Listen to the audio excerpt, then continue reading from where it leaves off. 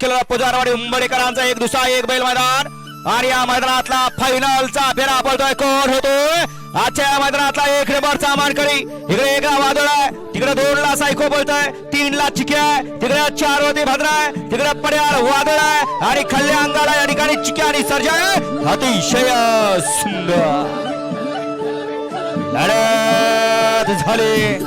पाड्याला होता चिकार आणि सर्जा, आड्याला होता चिक्या आणि राणा.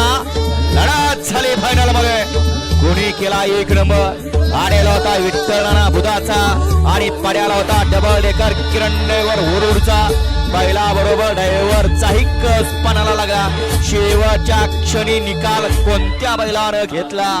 निकाल गेला कॅमेरामन.